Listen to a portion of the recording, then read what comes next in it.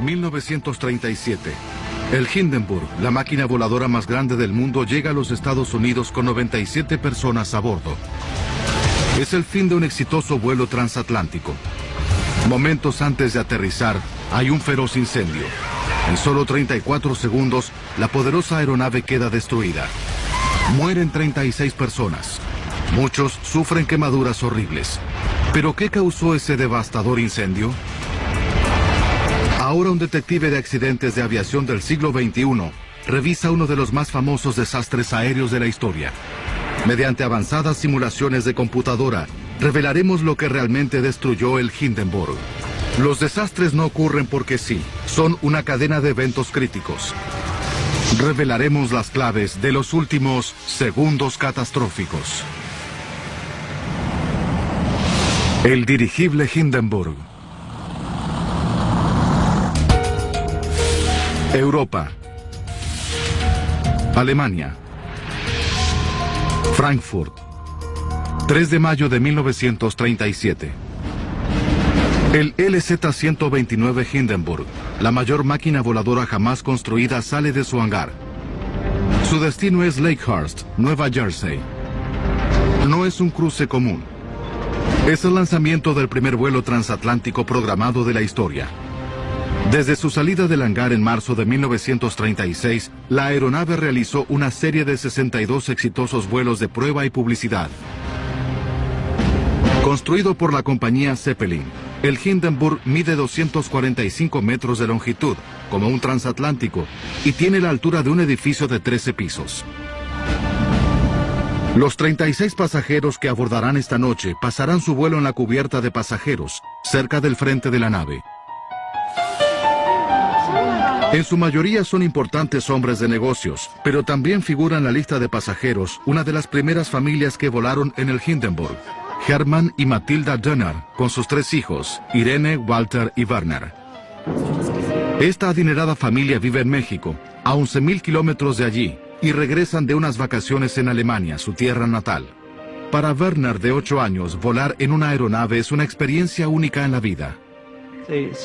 Los dirigibles en general eran el tema del día y eran un modo sofisticado de viajar. Las aeronaves serán los transatlánticos del futuro, pero por ahora son solo patrimonio de los más pudientes. Un pasaje de ida cuesta $400, más de $5.000 en dinero actual. Es el mejor viaje de lujo. Un restaurante que sirve manjares y los vinos más finos. Salas de estar de suntuoso diseño y por supuesto vistas espectaculares desde la cubierta de paseo. Irene, hermana de Werner, tiene 14 años. Para ella el viaje es su oportunidad de dejar la niñez y entrar en los sofisticados círculos de adultos. Para ella era algo especial. De alguna manera, creció durante este vuelo, adoptó otro peinado. Y pues ya era una señorita jovencita.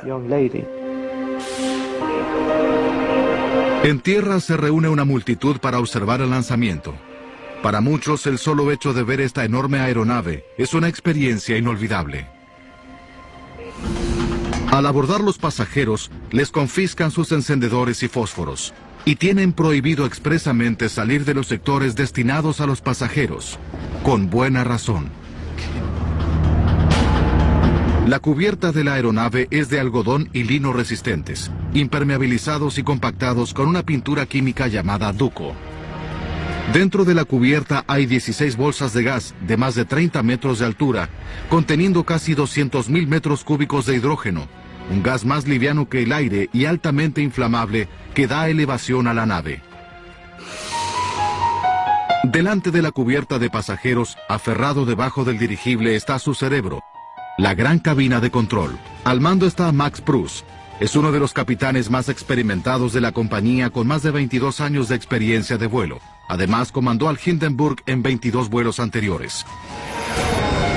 8:15 p.m. Justo a horario, el capitán Pruss ordena a la tripulación de tierra que suelte las amarras. La tripulación arroja 590 kilos de agua de balasto y la aeronave se eleva.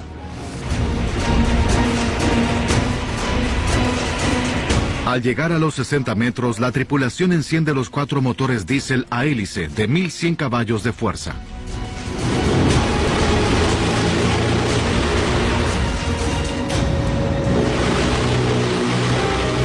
En la cubierta de pasajeros, los Dönner se despiden de amigos y familiares en tierra. Para Matilda Dönner, quien deja nuevamente su hogar, es un momento conmovedor. Recuerdo que mi madre tenía lágrimas en los ojos cuando despegamos, y eso no era acostumbrado en ella. Apenas puedo recordar ver a mi madre llorando.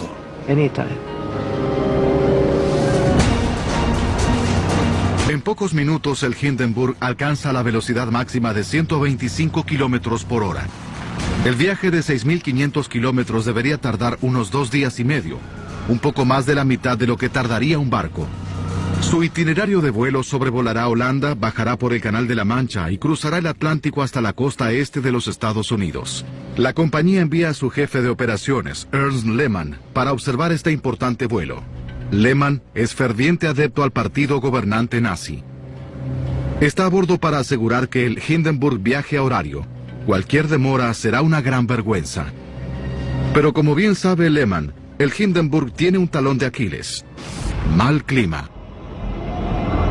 Fuertes vientos pueden desviar la aeronave. También dificultan sus complejas maniobras de aterrizaje. Una tormenta severa hasta podría poner en peligro a la nave. En 1930, el R-101, Orgullo del Imperio Británico, iba en viaje hacia la India. Cayó sobre Francia debido a una fuerte tormenta. El accidente causó la muerte de 48 de los 54 pasajeros a bordo. La tragedia puso fin al programa de aviación británico. Entre 1925 y 1935, la Marina de los Estados Unidos perdió 3 aeronaves debido al mal clima. Para 1937, una sola aeronave llamada Los Ángeles aún queda en servicio. El camarero de vuelo Werner Franz no está preocupado. La compañía tiene un registro de seguridad del 100% en 27 años de vuelos comerciales. Y el joven Werner, de 14 años, sabe que en tiempos duros como estos, tiene la fortuna de tener empleo. Yo estaba muy orgulloso de estar entre la tripulación y hacer todos estos viajes y conocer tantos países.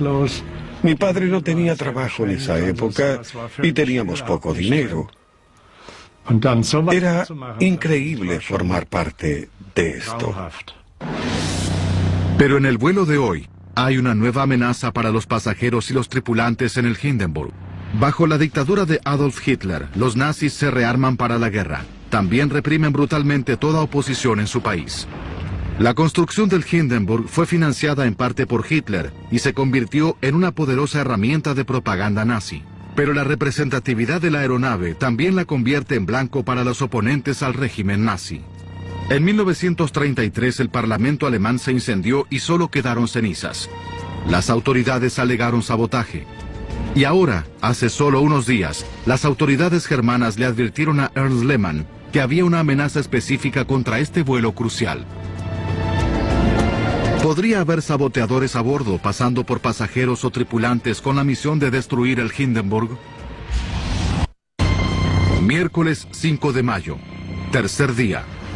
Ernst Lehmann, jefe de operaciones de Zeppelin, y el capitán Prus están preocupados. El Hindenburg debería estar viajando a 125 kilómetros por hora, pero los fuertes vientos de frente están arruinando el horario. A este paso llegarán 12 horas más tarde. Joseph Spa, un alemán que vive en Long Island, Nueva York, está a solo un día de reunirse con su familia. Estuvo de gira por Alemania con su número artístico de acrobacias y comedia cómica. Su próxima actuación será en el Radio City Music Hall de Nueva York. Lleva un perro de regalo sorpresa para sus niños. Está viajando en la sección de cargas en una cubierta inferior. Spa debe alimentarlo a menudo, pero está en una zona restringida y le advierten que debe ser escoltado por un tripulante de la nave. Ernst Lehmann, el capitán Prus y un observador de la compañía Zeppelin son los únicos 3 a bordo que están en conocimiento de la amenaza de sabotaje al Hindenburg. No es la primera vez que la aeronave recibe una amenaza, de modo que la tratan como una falsa alarma. Y para mayor seguridad, hay oficiales de inteligencia vestidos de civil a bordo para intentar descubrir algún sospechoso. Pero el capitán Prus tiene otro problema. Aún está luchando contra los fuertes vientos de frente. Aún están con 12 horas de retraso. Llegar tarde ya es malo, pero el viaje de regreso a Frankfurt a la noche siguiente es muy importante y el pasaje está completo. La aeronave estará completa con gente de la alta sociedad que viaja a ver la coronación del rey Jorge VI en Londres. Es el acontecimiento del año. Si el Hindenburg no lleva a los pasajeros a Europa a tiempo, Lehmann tendrá un desastre de relaciones públicas. Los pasajeros terminan sus bebidas luego de la cena y se retiran a sus camarotes. Es su última noche en el Hindenburg. En pocas horas estarán en Nueva Jersey. Werner Franz duerme unas horas. Mañana estará ocupado preparando la aeronave para el vuelo de regreso. Jueves 6 de mayo, 6 a.m. El Hindenburg debería aterrizar en la base naval de Lakehurst, pero aún está a 1130 kilómetros de allí. La hora de arribo estimada es a las 6 p.m., con 12 horas de retraso. Lehmann y Prus disponen de 16 horas para aterrizar, desembarcar pasajeros y carga, repostar y reaprovisionarse antes de partir nuevamente hacia Europa a las 10 p.m. Hoy solo serán 4 horas. Será muy poco tiempo. 2 p.m. La señora Dönner empaca las maletas de la familia. En la cubierta de pasajeros, Joseph Spa no ve la hora de reencontrarse con su esposa e hijos. Sabe que estarán muy felices cuando vean el perro que compró para ellos. El Hindenburg se aproxima a Nueva York, a solo 80 kilómetros al noreste de su destino. El capitán Prus concede a los pasajeros una hermosa vista del paisaje de Manhattan. Desde un puesto de vigilancia en la cima de la nave, el grumete Werner Franz se maravilla ante su primer vistazo del Nuevo Mundo. Nos acercábamos a Nueva York y este mar de cemento, la estatua de la libertad, los rascacielos, nunca había visto nada igual. 3 p.m. El Hindenburg aparece entre las nubes sobre el aeródromo de Lakehurst. Charles Rosendahl, comandante de la base, observa la gigantesca aeronave pasando sobre el hangar. Es un veterano comandante con 13 años de experiencia en vuelo y está preocupado. Se está generando una tormenta y ya comienza a soplar el viento. Aterrizar una aeronave es operación delicada que requiere maniobras precisas. Intentar hacerlo con mal clima sería un desastre. Rosendahl contacta por radio al capitán Prus. Le recomienda demorar el aterrizaje hasta que mejoren las condiciones. Envíe este mensaje al Hindenburg. De acuerdo, señor. La única opción de Prus es alejar la nave. Se dirige hacia el sudoeste esperando que amaine el temporal. Prus y Lehmann saben que ya casi no hay esperanzas de realizar la partida de regreso a las 10 p.m. Pero antes, Prus debe aterrizar la aeronave. 5:12 p.m. En Lakehurst, el viento amaina. El comandante Rosendahl contacta al Hindenburg por radio. Le dice a Prus, condiciones adecuadas para aterrizaje, personal de tierra a la espera. El capitán Prus vira la aeronave nuevamente hacia Lakehurst, pero se encuentra con fuertes precipitaciones, lo que dificulta su avance. En los últimos momentos del vuelo, los pasajeros van a la cubierta de paseo. 6:11 p.m. El capitán Prus vira para aterrizar la aeronave de frente al viento, la forma más segura de hacerlo. 6:13 p.m. De pronto, el viento gira al sudeste. Prus debe pensar deprisa. Puede abortar y girar la nave para alinearse con el viento, pero esto consumirá un tiempo vital. El capitán Prus decide aterrizar como está, pero eso significa que debe girar la nave deprisa. Ordena a la tripulación que vire cerrado hacia la izquierda. 6:17 p.m. Ahora el capitán Prus nota que la nave está pesada de cola. Debe equilibrar la nave antes de aterrizar, de lo contrario dañará la cola. Ordena la eliminación de más de 1000 kilos de agua de los tanques de balasto. 6:19 p.m. Prus ordena un viraje pronunciado a la derecha para alinearse con el mástil. La aeronave aún se inclina hacia atrás. Bruce ordena a 6 tripulantes desde la sala de oficiales en el fondo que se desplacen hacia el frente para equilibrar el peso. 6:20 p.m. La aeronave finalmente llega a la zona de aterrizaje. Aminoran y flotan sobre el aeródromo. Se congrega una multitud para presenciar la primera llegada del Hindenburg a Norteamérica este año. Los noticieros filman el arribo, esperando conseguir buenas imágenes del proceso de aterrizaje. Ahora solo falta que la tripulación baje un cable del frente hasta el mástil de amarre.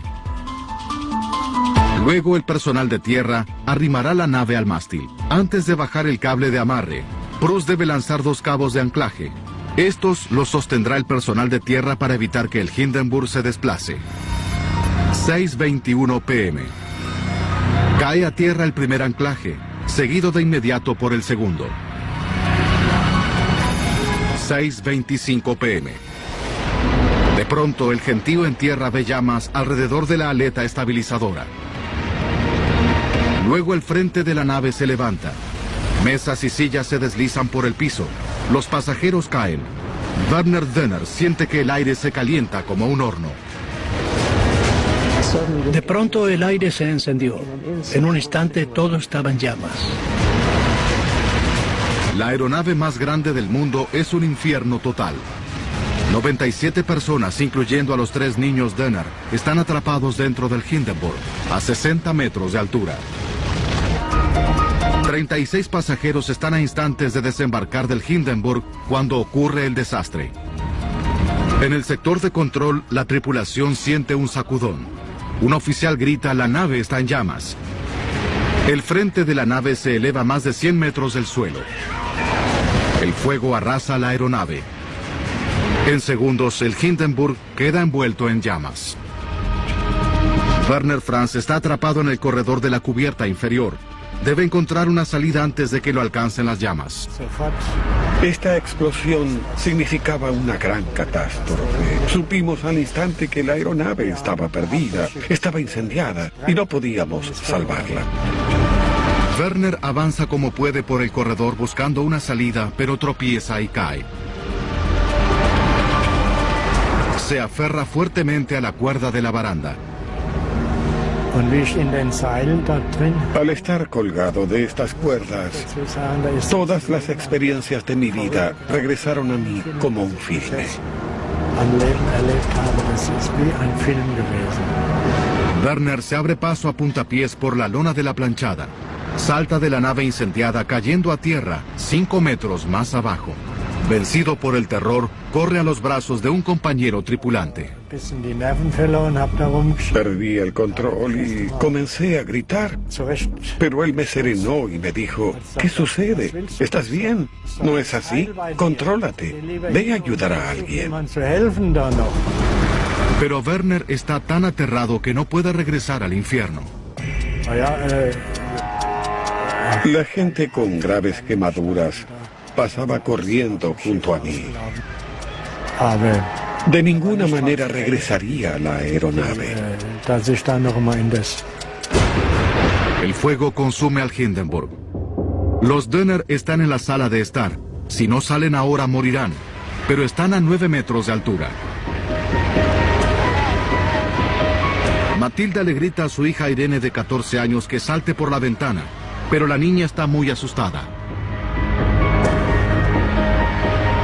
La señora Dönner alza a su hijo Werner de 8 años. Intenta lanzarlo por la ventana, pero él cae hacia atrás. Finalmente halla las fuerzas necesarias para alzarlo una vez más. Esta vez tiene éxito y Werner cae a tierra con su hermano. Se vuelve hacia su hija nuevamente pidiéndole que salte.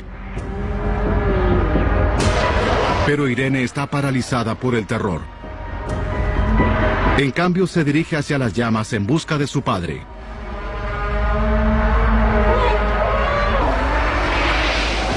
Desesperada, la señora Dönner salta con sus hijos. El acróbata Joseph Spa también salta por la ventana. Rueda por el pasto, se incorpora y se aleja con dificultad.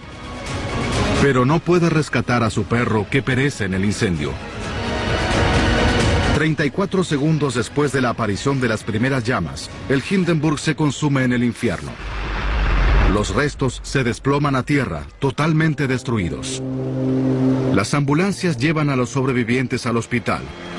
Werner Dönner y su madre resultan gravemente heridos. Su hermano Walter sufre quemaduras menores, pero su padre murió dentro de la nave. Un tripulante rescata a Irene del incendio, pero está al borde de la muerte. Mi hermana estaba tan grave que la llevaron a otro sector del hospital, probablemente a terapia intensiva. Mi madre se quejaba mucho por estar separada de su hija. En la mañana los doctores le llevan la noticia a Matilda Dönner. Su hija Irene murió durante la noche a causa de las quemaduras. Apenas tenía 14 años. Y mi madre estaba muy enfadada con las autoridades del hospital, porque no había podido verla más. Pero tal vez fue lo mejor, porque debía estar en muy malas condiciones. El capitán Prus sobrevive, pero tiene graves quemaduras. Ernst Lehmann está herido de muerte. De las 97 personas a bordo, 29 murieron. Muere un oficial de tierra. Otros 6 mueren en el hospital. ¿Pero qué causó esta tragedia? Los alemanes tienen un 100% de seguridad en sus vuelos comerciales. Y el Hindenburg era una aeronave muy sofisticada. El orgullo del Tercer Reich. Los Estados Unidos y Alemania inician una investigación conjunta. Entrevistan a los pasajeros y tripulantes sobrevivientes. Toman testimonio a más de 90 testigos presenciales.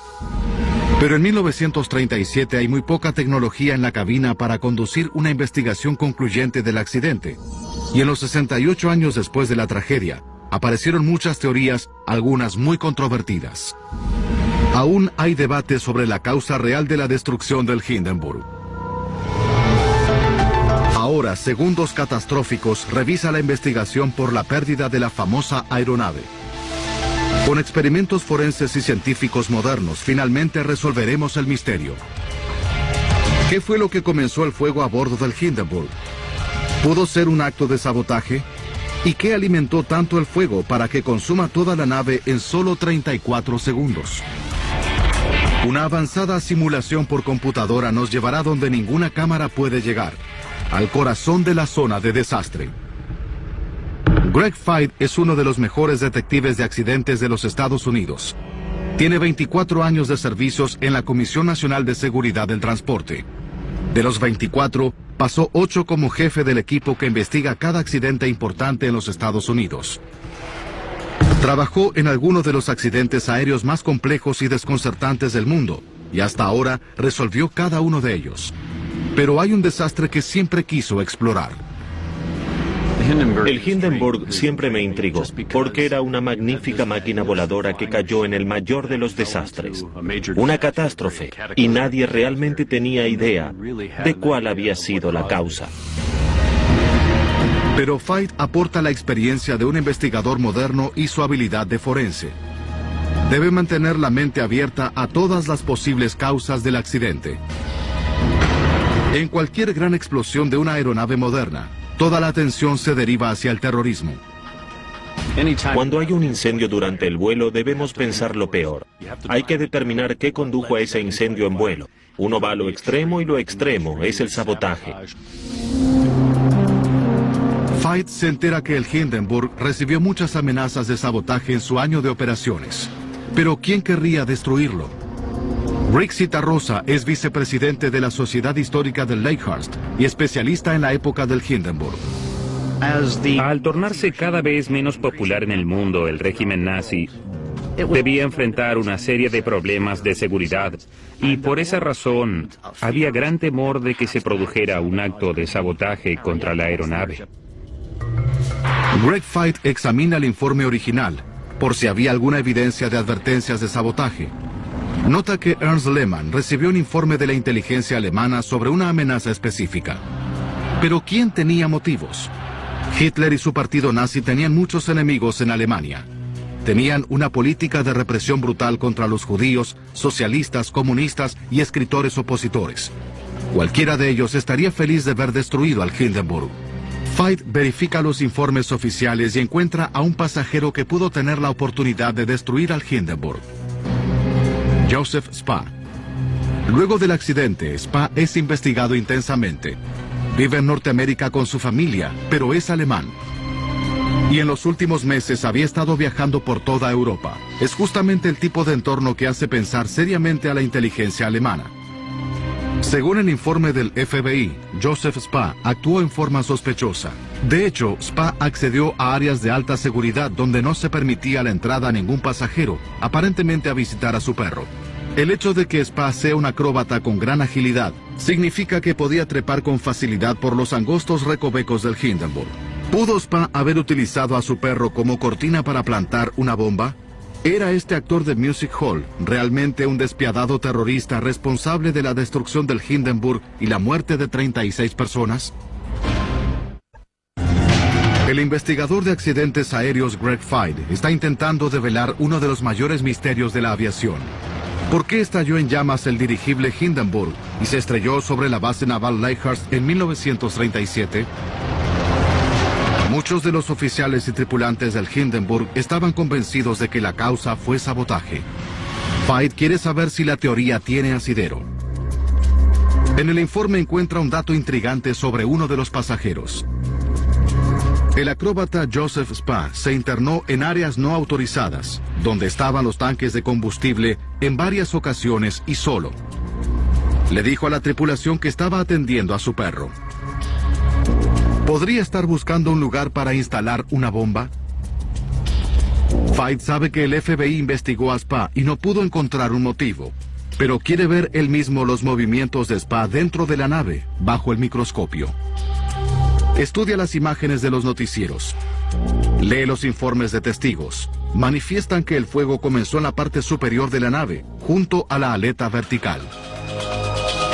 Para que Spa llegue a ese sector, debía trepar por un pasadizo de 30 metros. Aún con su agilidad de acróbata, le habría llevado varios minutos.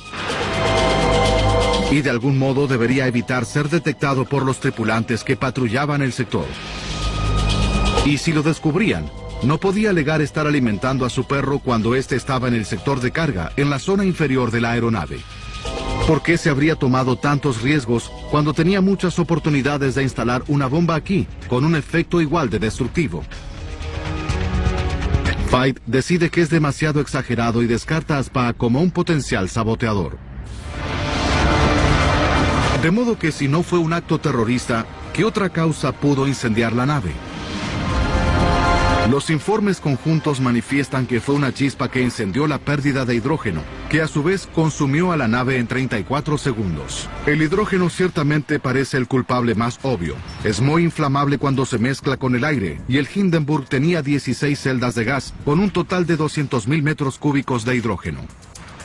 Pero durante casi 70 años después del accidente, muchos expertos tuvieron dudas de la idea de que el hidrógeno haya sido el verdadero acelerador del fuego. Los alemanes eran conscientes del peligro del hidrógeno, de modo que tomaron todas las precauciones posibles. Confiscaban todos los encendedores y fósforos al comienzo de cada viaje como precaución contra incendios, y el hidrógeno solo se enciende al mezclarse con el aire. Feith concentra su atención sobre una teoría reciente. Algunos expertos dicen que hubo una pérdida de diésel oil que se encendió y que luego lo siguió el hidrógeno al extenderse el fuego. Feith estudia los planos del Hindenburg. Hay 88.000 litros de diésel oil en los tanques que están bajo la nave. Las líneas de combustible van desde los tanques hasta los 4 motores exteriores. ¿Pudo haber una pérdida de combustible en uno de estos tubos? Revisando la historia de vuelos del Hindenburg, se encuentra con la declaración de un observador americano. Harold Dick, ingeniero que trabajaba en la compañía de aviación norteamericana Goodyear, asistió invitado por los alemanes a los vuelos de prueba en 1936. En uno de los vuelos notó un fuerte olor a combustible en la quilla, al fondo de la nave. Greg Feith lee que en un vuelo posterior, Dick nota que las líneas principales de combustible no parecen muy herméticas. La pérdida de combustible atrae la atención de Feith, pero necesita saber qué pudo encender esa pérdida de combustible, si es que la hubo. La causa más probable sería un cortocircuito en los cables, creando una chispa. Pero Feith no está convencido de que una chispa pueda encender el diésel oil. Sabe que el diésel tiene un punto de ignición alto. Debe llegar a casi 65 grados Celsius antes de encenderse. Si hubiese una pérdida, debería ser calentado hasta esa temperatura para que una chispa lo encienda. Veit estudia los planos de la aeronave para ver si en algún lugar el combustible entra en contacto con una fuente de calor. Encuentra solo una: la sala de máquinas. Este es el punto más caliente por el que pasa el combustible antes de alimentar los motores de 1100 caballos de fuerza. Pero hay un problema. Los motores están montados en el exterior, suspendidos bajo la aeronave. Si un incendio hubiese comenzado allí, la gente en tierra lo habría visto claramente. En cambio, todos dicen que el fuego comenzó en la parte superior de la aeronave. Que un fuego comience en la parte inferior de la nave, se propague por todo su diámetro y luego salga por la parte superior en muy poco tiempo sin que nadie lo note, es muy poco probable. Greg Veit descarta una pérdida de combustible como causa del incendio que destruyó el Hindenburg. Ahora se vuelca hacia otra importante teoría sobre la causa. No algo dentro de la nave, sino su cubierta exterior. La cubierta es un material de algodón y lino pintado con un producto químico llamado duco que impermeabiliza la aeronave y protege las bolsas de gas del calor de los rayos solares.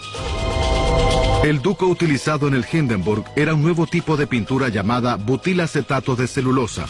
Este duco es más inflamable que las pinturas anteriores. La teoría de la pintura dice que de algún modo la cubierta de la nave estalló en llamas. El Hindenburg ardió deprisa. Las imágenes revelan que las llamas arrasaron por completo a la nave en 34 segundos. ¿Podría la cubierta pintada ser tan inflamable? La tela que se usó para cubrir el Hindenburg es un material de algodón y lino que de por sí es inflamable, pero estaba impregnado con este producto químico. Y mientras tiene alguna capacidad de encenderse, ¿puede arder tan deprisa? Esa es la gran pregunta. Veit decide realizar un experimento para probar la teoría de la pintura. Prepara una muestra de la cubierta del dirigible hecha con la misma combinación de algodón y lino. La tela se recubre con el duco y una mezcla de óxido férrico más óxido de aluminio, tal como era la cubierta del Hindenburg. Si el material es acelerador, este experimento lo demostrará. Por seguridad, la prueba se hace al aire libre. Si hay viento, es probable que empuje las llamas en una dirección más deprisa que en otra. Para compensar esto, utiliza 2 cronómetros para medir el avance de las llamas. Ya. Al llegar las llamas al círculo interior, comienza a tomar el tiempo. Cuando llegan al borde exterior, detiene los cronómetros. 1 minuto para el lado asistido por el viento. 1 minuto con 8 segundos para la llama que avanzó contra el viento. Ambas demasiado lento. El Hindenburg de 245 metros se quema en 34 segundos. A la velocidad del experimento, le habría llevado 40 horas para consumirse. Veit llega a la conclusión de que la cobertura no fue el acelerador fatal. ¿Qué fue lo que destruyó al Hindenburg entonces? ¿Estaba correcto el informe original después de todo? ¿Fue el hidrógeno? Desde el punto de vista investigativo hay que preguntarse qué puede arder tan deprisa, que destruye un tubo de casi 300 metros en unos pocos segundos.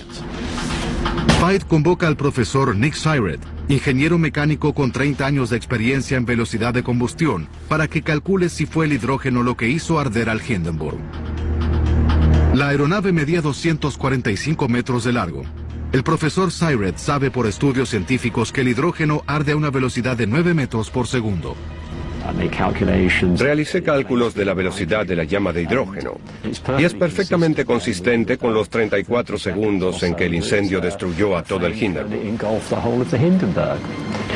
No hay nada más en la nave que arda tan deprisa y que pueda consumir al Hindenburg en ese corto periodo. Greg Veit determina que el hidrógeno es el acelerador fatal del fuego que devastó al Hindenburg, consumiéndolo en 34 segundos. Pero el hidrógeno debía escapar para mezclarse con aire antes de poder arder. Recorriendo los testimonios de testigos, encuentra algo que puede sugerir una pérdida de hidrógeno. Testigos presenciales en tierra notan una agitación en la parte superior de la nave, cerca de la aleta vertical, justo antes de que se declare el incendio. ¿Podrían estar viendo un escape de hidrógeno empujando contra la cubierta? El informe original indica que esta puede haber sido la causa. Pero Feit quiere averiguar cómo se escapó el hidrógeno. Estudia la composición de las celdas de gas. Son de una capa de plástico especial comprimida entre dos capas de algodón grueso. Se necesitaría una gran fuerza para destruir estas celdas. ¿Hay algo en la aeronave capaz de causar semejante daño? Luego Feit se concentra en los cables de sujeción del Hindenburg. Miles de cables que son vitales para la integridad general de la máquina. Hay más de 200 kilómetros de alambre envolviendo la estructura. Tienen un grosor de unos 3 milímetros. Son de acero, similar a las cuerdas de un piano, con una tensión máxima de 450 kilos. ¿Es posible que se corte uno de esos cables? Revisa los registros de mantenimiento y nota que algunos cables de aeronaves sufrieron roturas anteriormente. Examina el viaje final del Hindenburg para ver si hubo algo que pudo someter a la estructura de la nave a un gran esfuerzo. Primero revisa las condiciones climáticas. La nave tuvo fuertes vientos de frente durante todo su cruce del Atlántico, pero según la bitácora de vuelo, había tenido peores condiciones en otras oportunidades. Pero analizando los últimos momentos del vuelo, Feit encuentra una pista esencial. Justo antes del fuego, el Hindenburg hace su acercamiento final. De pronto el viento cambia de dirección y el capitán Prus ordena un viraje cerrado hacia la izquierda. Finalmente Prus ordena otro viraje cerrado, esta vez hacia la derecha, para alinearse con el mástil de amarre. ¿Podrían estos virajes cortar un cable de sujeción? Feit verifica los planos de diseño y nota que el Hindenburg no fue diseñado para los virajes violentos. Al virar la aeronave, genera una presión lateral sobre la aleta de cola. El Hindenburg mide 245 metros. Si vira con demasiada violencia, podría causar un esfuerzo excesivo en la estructura. Bajo este grado de tensión, un cable de sujeción podría cortarse.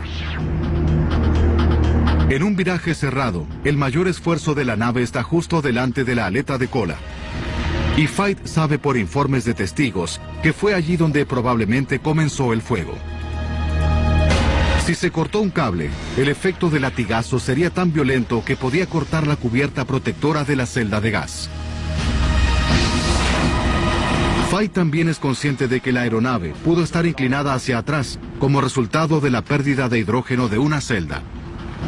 Tuvieron algunos cables de sujeción cortados anteriormente y debido a que el capitán estaba ordenando virajes muy cerrados hacia ambos lados, podría haber causado la rotura de uno de esos cables que abrió un orificio en una celda y así permitió la fuga de hidrógeno. Determina que fue la rotura de un cable lo que causó la pérdida fatal de hidrógeno. Pero esto no explica qué pudo causar la ignición del gas. Estudia las condiciones climáticas en el momento del accidente. El informe manifiesta que caía una leve llovizna sobre el aeródromo. Hubo una tormenta eléctrica justo antes. Aún se veían relámpagos hacia el sur del Lake Hurst. Aunque nadie vio caer un rayo sobre la aeronave, estas condiciones crean una atmósfera con gran carga eléctrica. ¿Pudo esta situación causar la chispa fatal? En aquella época se sabía que el roce de una aeronave con el aire produce miles de voltios de carga estática, igual que un globo frotado contra un suéter. El efecto se acrecienta en condiciones tormentosas. Mientras permanece flotando, la nave no está en peligro, ya que toda la máquina, el esqueleto de aluminio y la cubierta tienen el mismo nivel de carga eléctrica. Pero eso cambia cuando una parte de la nave toca tierra, y Feit lo ve en las imágenes filmadas, exactamente como sucedió. En la etapa final del aterrizaje, la tripulación lanza los primeros cabos de amarre. La lluvia moja los cabos, y al mojarse, la carga de la estructura metálica rápidamente fluye por estos a tierra. De inmediato, el voltaje en la superficie de la nave cae a cero. Pero la cobertura de la nave es de algodón y lino, que no son buenos conductores eléctricos y permanecen con alto voltaje. Condición perfecta para generar una chispa entre la cobertura y la estructura. Ahora Greg Feit ya sabe cómo se generó la chispa que encendió el hidrógeno. Ahora puede develar lo ocurrido a bordo del Hindenburg en esos segundos catastróficos. 14 minutos antes del incendio, el Hindenburg comienza su acercamiento final. Se acumulan cargas estáticas sobre la nave, uniformemente distribuidas en la estructura. Faltan 11 minutos. Sin advertencia, el viento cambia de dirección. En lugar de circundar el aeródromo en una curva amplia, el capitán Prus, ansioso por aterrizar lo más pronto posible, hace un viraje cerrado. Ante el esfuerzo de la maniobra súbita, cerca de la celda de gas número 4 se corta un cable de sujeción. La celda de gas se rompe y comienza una fuga de hidrógeno. 8 minutos antes de la catástrofe, el capitán Prus nota que la cola de la nave está pesada. Ordena eliminar agua para balancear el peso. Luego Prus ordena otro viraje violento, esta vez hacia la derecha para alinearse con el mástil de amarre. La nave aún está pesada de cola. El capitán Prus ordena a 6 tripulantes que caminen hacia adelante para hacer aún más contrapeso. Pero Prus está demasiado preocupado por aterrizar para darse cuenta de que la inclinación se debe a una fuga de hidrógeno. Faltan 4 minutos. El Hindenburg se detiene y la tripulación lanza los cabos de amarre. Los testigos en tierra notan un efecto de agitación cerca de la aleta de cola. No lo saben, pero lo que están viendo es el hidrógeno que se escapa de las celdas de la máquina voladora. Para las 6:25 p.m., debido a las precipitaciones, los cabos están mojados. Las cargas eléctricas fluyen de las partes metálicas de la nave hacia tierra. La cobertura de la aeronave, menos conductora que el metal, aún tiene mucha carga estática por una combinación del viaje y las condiciones atmosféricas. Tiene ahora un voltaje peligrosamente alto. Buscando la vía más rápida a tierra, una chispa salta de la cobertura al cable, encendiendo la fuga de hidrógeno. El fuego arrasa la aeronave al encenderse los 200.000 metros cúbicos de hidrógeno de las 16 celdas. 34 segundos más tarde, el poderoso Hindenburg queda destruido.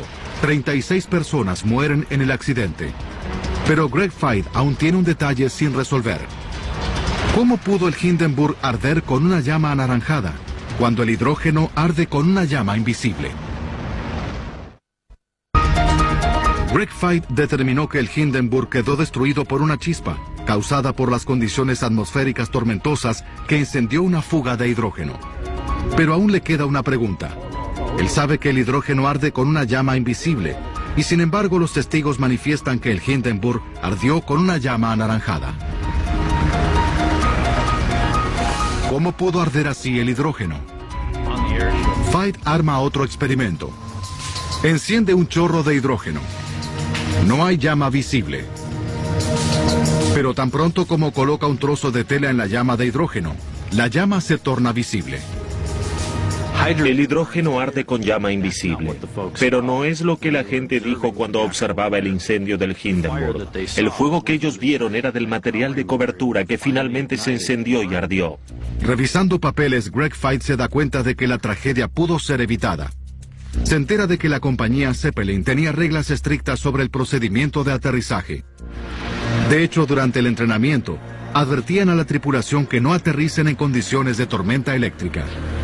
Toma conocimiento de que el Dr. Eckener, presidente de la compañía, culpó al capitán Prus y a Ernst Lehmann por el accidente.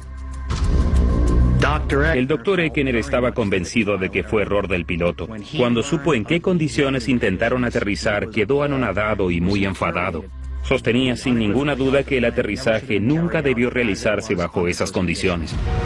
Pero Prus está bajo presión por aterrizar lo más pronto posible para compensar el tiempo perdido durante el viaje. También está con él Ernst Lehmann, director de operaciones de Zeppelin, en la cabina de control. Él también está ansioso por mantener el horario. En lugar de abortar el aterrizaje y esperar que mejoren las condiciones climáticas, intentan hacerlo bajo condiciones atmosféricas muy peligrosas. Lehmann decididamente influyó sobre Prus en sus decisiones de vuelo, que era constantemente demorado por los vientos de frente y luego por la tormenta eléctrica. El desastre del Hindenburg marca el fin de la era de aeronaves comerciales.